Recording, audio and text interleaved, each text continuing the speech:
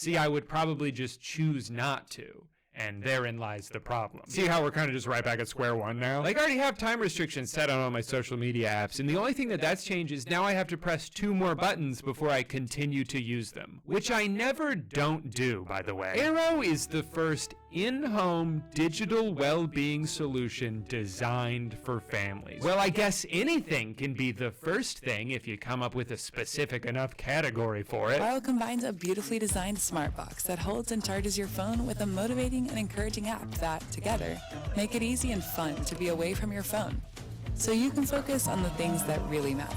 Having sex with your wife. Wait, so before you put it in the box, you have to tell your phone why it's going in the box? Like it's going to be mad if you don't have a good enough excuse? Now, I'm sure you're wondering, how much does this life-changing device cost? And you're in luck because you can join Arrow for as low as $18. Of course it's a membership. Of course, you have to subscribe to the box. So they have a monthly option or a yearly option, but even if you do the monthly option, you have to pay for it for at least a year before you can cancel, which means, at minimum, this is a $180 purchase for an empty box. Every so often an invention comes along that reminds you why human beings are at the top of the food chain. This is revolutionary technology. Can you believe that it only costs $200 to put your phone in a box? Like, if you had asked me a week ago, I would have said, I don't know, $30 million to put my phone in a box. So the fact that it's this cheap just shows you that they're not in it for the money. They're just doing it to make the world a better place. Luckily for me, I can actually take my own advice here and not pay for this, because as I alluded to earlier, there's plenty of free options out there that might accomplish exactly the same thing. What's funny about this app is that this shit is not at all what the app is. There's no mention of a dopamine fast anywhere on the app. It's just some weird guy whispering at you, and if you want to listen to it forever, it's going to cost $150. Right now you're using the most complicated artifact in the known universe to understand me. Your brain. No thanks. So once I realized that I had no interest in what the actual app is, I figured, why not just do the dopamine fast from the app? So for the next week, I will be letting these 7 screenshots dictate my life and my choices, and I'll also check out some other wellness apps along the way. Let's get started.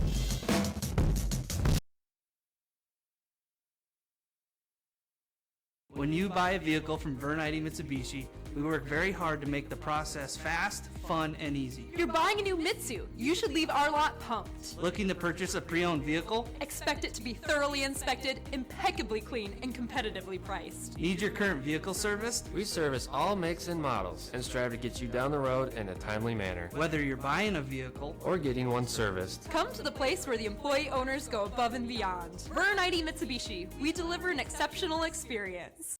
Buying a house isn't just about finding the perfect home in the best area. What's also really important is getting the best mortgage for you. That's why it's incredibly important that you choose the right lender. Otherwise, you could end up spending a lot of money. With SoFi, you get an award-winning mortgage experience, simple application, and unlike some other lenders, you won't have to pay an origination fee. Their process is smooth and easy, and their mortgage loan officers are personally dedicated to closing your loan on time, backed by a $5,000 guarantee offer. So check out your rate with no impact on your credit score and no commitment required at SoFi.com or the link down below.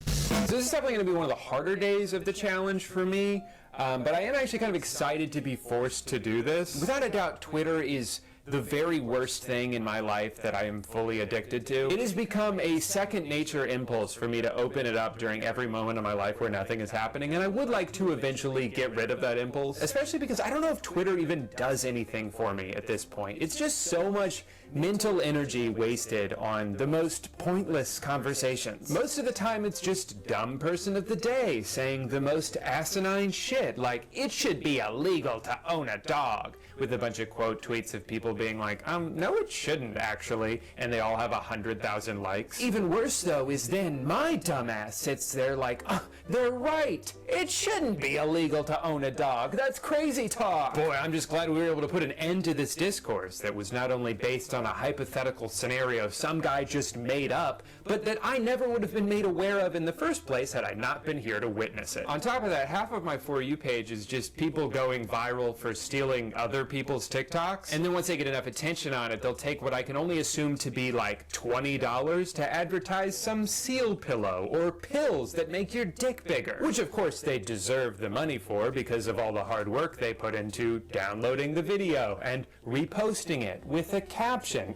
I'm getting tired just thinking about all that work. Also, content aside, it just breaks all the time now. Here's a new one that I think you'll really love because it still blows my mind to think about. For the longest time, the copy link button was here. So I knew if I want to send a tweet to someone, I just click this button and then I can text it to them. But oh, wait, they moved the button. Okay, so now the bookmark button is where the copy link button used to be, so I accidentally saved the tweet when I was trying to send it to someone. Well, it seems kind of pointless that they would even switch that, but at least now that I know the buttons are moved, I can go ahead and open that back up and click the one on the left, which is somehow, again, the bookmark button. The buttons move now? Did Elon fire everybody? But that's the thing that blows my mind. I hate this stupid app.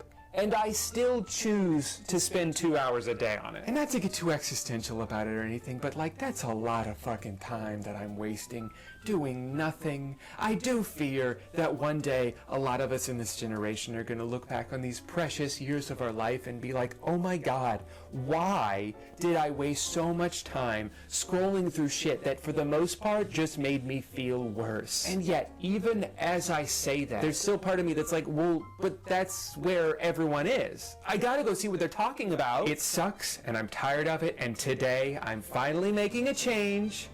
Thanks to what the other social media app told me to do. Today is the day that I finally stop wasting my life and I step out into the real world and reach my full potential.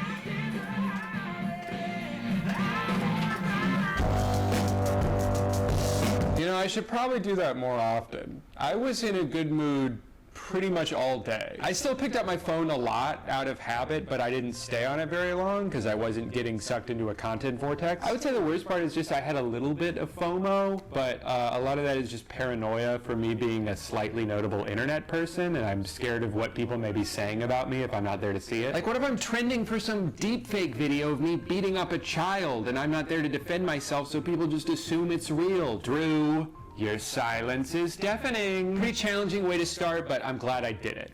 Today, though, is no Netflix. And this is going to be interesting because if I can't use Netflix all day, then my life is going to be pretty much exactly the same. I don't think I can even remember the last time I opened the Netflix app. It's one of those things I've almost entirely stopped using but continue to pay for because it feels essential. You know, just in case I want to watch The Hangover Part 2, or Is It Cake, or The Hangover Part 3. I gotta be honest, I am so out on Netflix at this point. They make 1 million shows every year. Most of them are awful, and even the ones that aren't get canceled after 2 seasons. What makes you think I'm gonna take the time to get invested in a show if there's only like a 5% chance they'll even get to finish making it? I don't trust you anymore, dude. Also, I'll say it, I'm tired of the binge model, okay? I like weekly releases. Part of the reason things like The White Lotus and The Last of Us have been so fun to watch is because there's a sense of community around them. You know? I feel like I'm a part of something every Sunday night when a new episode drops. We all waited the whole week for this. We all get to watch it at the same time and experience it together, and then I can go on the Twitter app that I hate and hear people talk about it. It's fun. If you drop 8 episodes all at once, some people are going to watch it all that night. Other people are going to watch it over the course of a couple weeks. The people who watch it quickly feel like they can't talk about it yet because they don't know if everyone's done. The people who go too slow get made fun of for being busy when they accidentally see spoilers online. It's just not right, okay? This isn't the way TV should be. And I realize this is sort of like a metaphor, you know, for how even though we want instant gratification all the time, sometimes being patient can actually result in a better experience. That episode can wait till next week, you know, give it time to digest, to build up some anticipation for the next one. In the same way that your phone can wait until the end of the night. Just be in the moment now, here. Spend time with your loved ones. Cherish every second you have. Hey, Dad, can we go play football? Oh my God, are you fucking blind? I'm filming YouTube right now. Sorry, Papa. Okay. You know, I think the reason they call it the present is because it's a gift. Man, if only Ted Cruz was doing this challenge a few years ago, then maybe he wouldn't have liked Twitter porn on 9/11. Never forget, That was a weird thing to do that day. I'm not exactly the target audience for this because I've been in a committed relationship for the past 8 years, so I haven't looked at or even thought about porn in exactly 8 years and 1 day.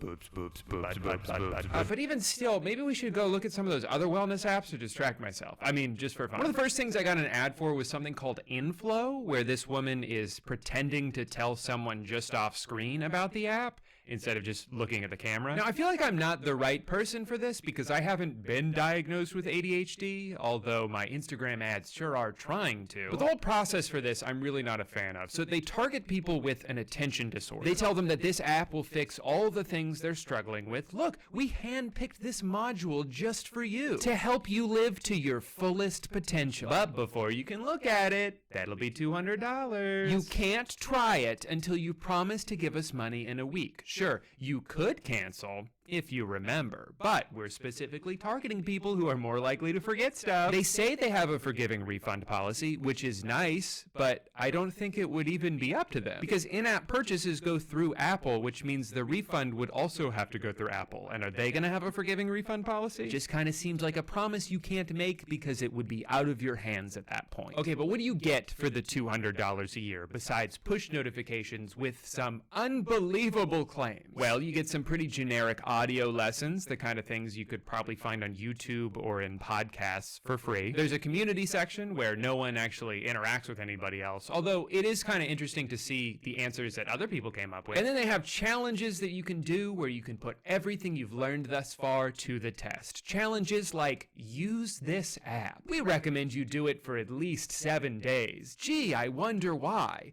I can't think of a single reason why the minimum for this challenge would be 7 days. Will I continue to pay for this after my trial ends? No. Here's an app that's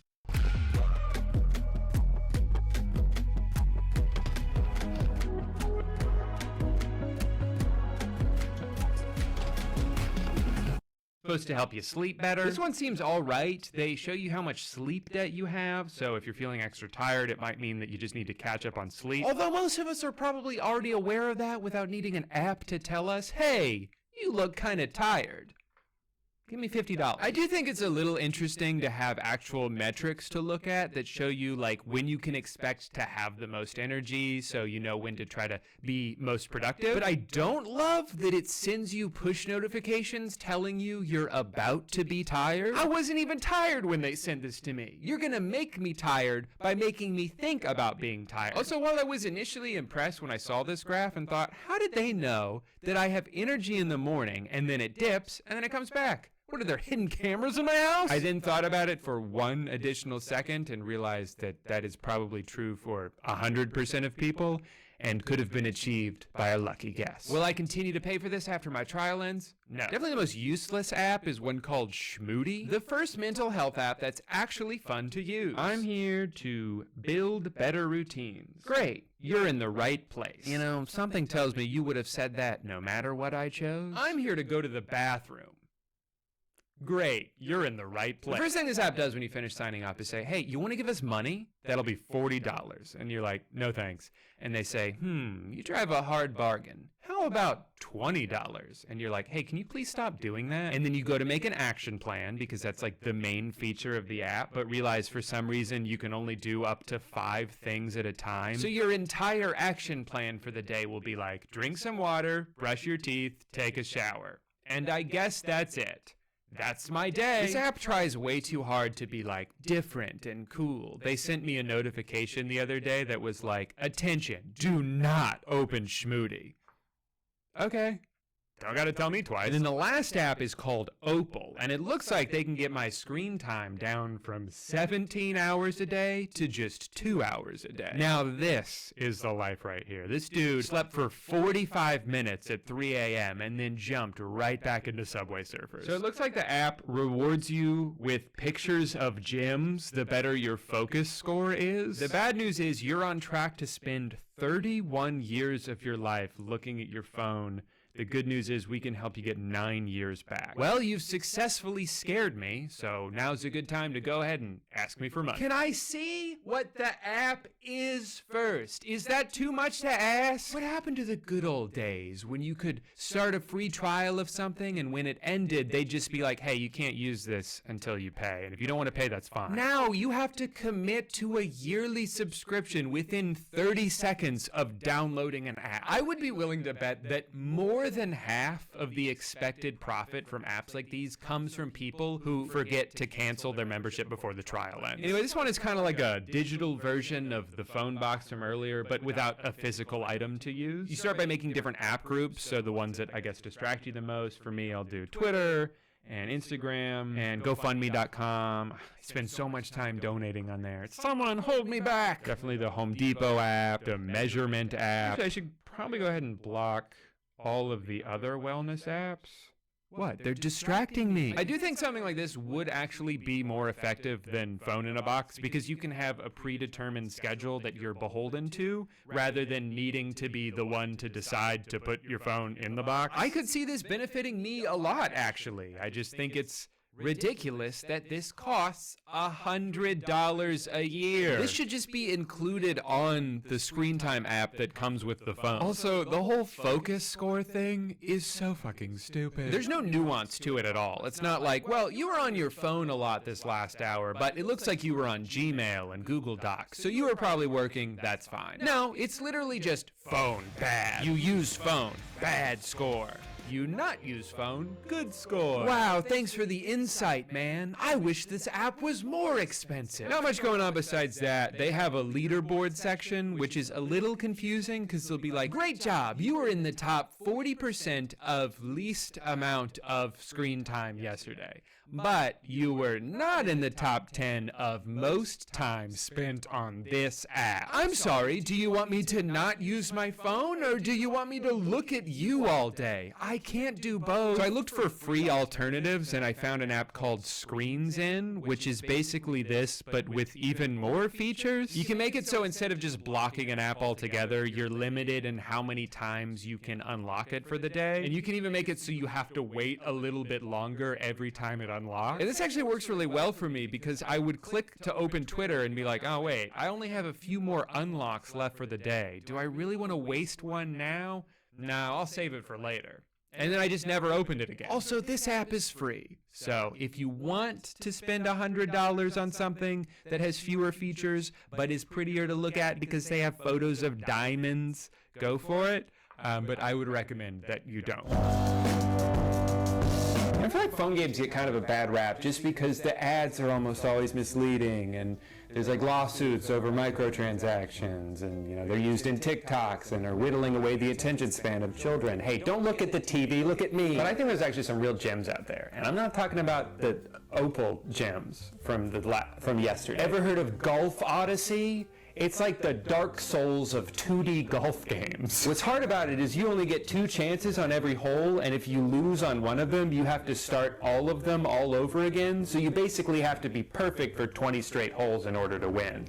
And it took me like 3 weeks to finally do that. Retro Bowl, another perfect game. Why would I spend $70 on Madden every year when EA stopped giving a shit about that series like 15 years ago when I could just play this game for free? In one of my saves, I'm on year 54, my coach is 89 years old, and retirement is not an option for him. Thanks to all the presumed advances in medicine at this point in the future, I can safely force this man to coach my football team until he's just a pile of bones being dragged across the sideline. I'm also really good at this sliding puzzle game.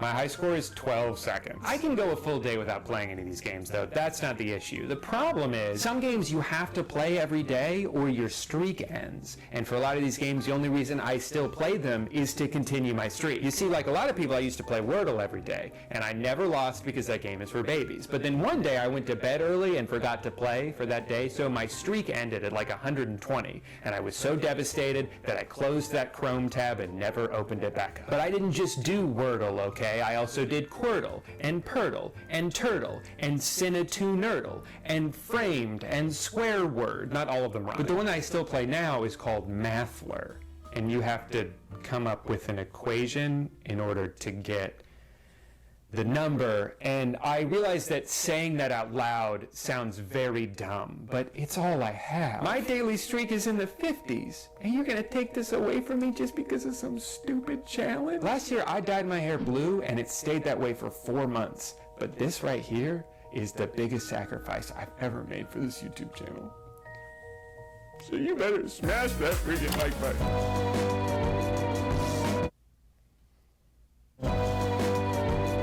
This is getting a lot harder than the Netflix one was, because I actually do go on YouTube every day.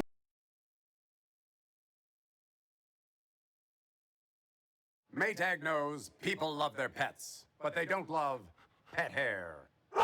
No offense. That's why Maytag engineered the Pet Pro Washer to remove 5 times more pet hair from your laundry. Hit it. So you can pamper your pet and leave the pet hair to Maytag. Let's go, girls.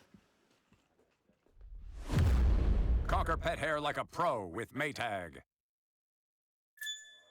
It's time for you to get your reading super powered. So stop straining your eyes and start listening instead. I have to do a lot of reading for my job, you know, emails, contracts, PDFs. To stay focused, I use a free Google Chrome extension called Speedrun. It's like the voice of the internet. I get a play button everywhere. So Have you ever seen some of the videos on here? They're so wacky. They got comedy videos, informative videos, food videos, videos about food that are comedic and informative. You can watch really cool demos for guitar pedals and be so blown away by how cool it sounds that you decide to spend $300 on the guitar pedal only to realize that you have no fucking clue how to use it. You can save recipes for meals you'll never make. You can watch 3-hour video essays about shows you'll never watch. It's the perfect website. Except for all the bad videos that make it a terrible website. I guess I can avoid it for one day. Let's see what's going on the rest of the internet. How do you even know how old mucus is?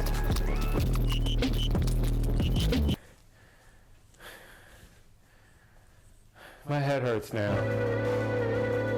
We made it, everyone. The end of the week. I'm calm, I'm enlightened, and I'm mucus-free. Today will be the culmination of everything I've gone through up until this point, and this is going to be very hard. My morning started by realizing that my toothbrush has a screen on it, so I guess I'll just have stinky mouth today. I'm pretty sure everything I do for work or for fun involves a screen. This means no TV, no video games, no computer, so I can't edit at all, which is like my job. No looking at my phone.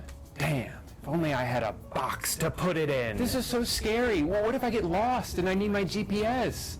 What if I get a time-sensitive text message or phone call? Or what if my wife accidentally steps into a hot air balloon at work and they didn't put any sandbags on it, so there's no way for it to come back down once it starts floating up, and she just keeps going higher and higher, and by the time the day is over and I can finally look at my phone again, she's already up in space. It's cold up there, and she didn't bring a jacket. Well, I'm pretty hungry. Guess I could drive somewhere. Who put screens in my car? Fine, I'll eat my leftovers. Who put screens on my microwave? Kobe. Hey, I guess windows are kind of like TV, huh? They just only have the one channel. Hello, wife. I missed you today. You're doing that no screens challenge? I heard about that on TikTok. Talk. About what? No, I was saying it's called TikTok. Whatever. You're only paying attention to me because you're bored. Well, yeah, duh. That's the whole point. I'm learning to love you. Even though as a mere human, you could never provide as much entertainment or stimulation as my cell phone, which I do miss. I don't watch a movie. No! So as I spent my night watching the reflection of La La Land off my wife's glasses, a loophole that isn't against the rules as far as I'm concerned, because they didn't say you couldn't do it in the ad. If you weren't allowed to look at screens through reflective surfaces, they would have mentioned that somewhere in the rules. But as I watched the mirror image of one of my top 5 favorite Ryan Gosling musicals, I realized I don't think I need screens after all. My cat doesn't give a shit about screens, and she seems happier than I am most of the time. Hell, whenever I try to get her to look at my computer, it just stresses her out. You know, I could probably learn a thing or two from her. She's so wise. My ancestors didn't have screens, and they survived just fine. I mean, not as long as they could have, probably because of like the plague and stuff, but that's not something an Xbox would have prevented. Life is filled with so much potential for joy. You just Gotta be willing to look up from your phone every once in a while to see it. There's beauty in everything around you. The ambient noises of nighttime outside your window. The cat grass you bought slowly dying behind your sink because you don't know how to take care of plants. Fucking, I don't know, silverware is pretty shiny to look at. Oh, thank God. Wow, what a... If you're looking to buy a new house, you don't want to make this one mistake. I've heard so many stories of regret from people who spend months looking for the right house only to end up in the wrong overpriced mortgage. SoFi provides an award-winning mortgage experience, and they were recently named the top mortgage lender for saving money. Week. I feel like I've really matured, you know? Now, obviously this Instagram ad was an oversimplification of what would probably be a much longer-term fix, but I don't think just cutting out one thing you enjoy every day is gonna suddenly rewire your brain. All it's gonna do is make you want to do those things even more, so then the next day you'll just go twice as hard to make up for lost time. It's like if you've ever gone on a short-term diet, like, I don't know, the TB12 diet for exactly 1 month, where the entire goal is to just avoid certain foods, but without establishing viable alternatives. As soon as the diet's over, you're going to be so excited to eat all of the foods you missed out on for the past month that you'll almost immediately undo all the work you did. Because you didn't really learn anything new, you just avoided something for a few weeks. I guess what I'm trying to say is sometimes sheer willpower isn't enough. It's like there should be almost like a box that you put your phone into. Oh my God, I just thought of the best invention. I call it Phone Box, and it's a place to put your phone when you don't want to use it. And then once you're ready to give your phone a second chance, you just pull it right back out. Hey, wait a minute. This isn't my phone.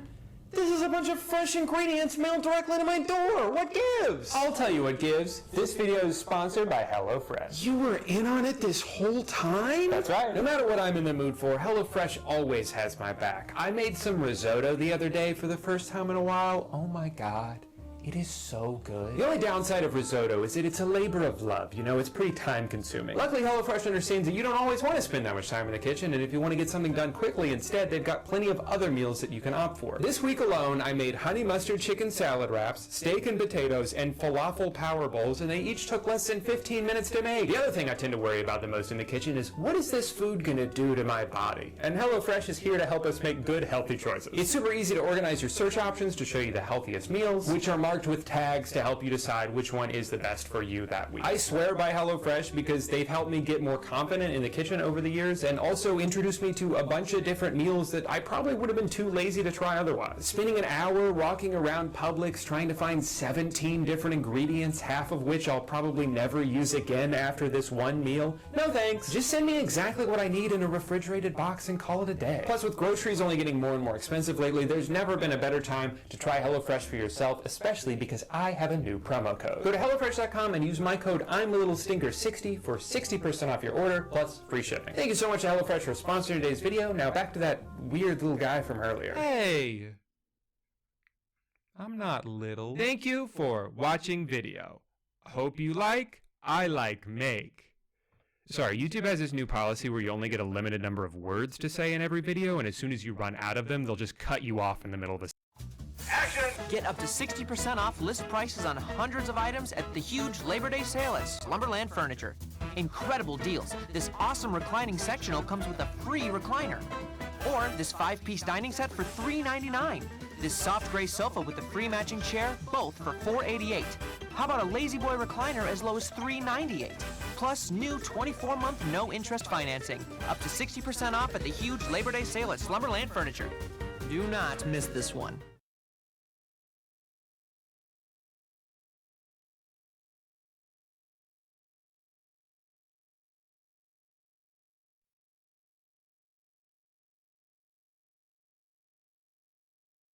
Hey guy, I know you probably want to, but you don't actually need to tell me that I have two distinctly different hair colors fighting to the death on top of my head. I am aware of that. I am also aware of the fact that they are both. Yes! Let's go! Ooh, I'm talking about 1, 4. What?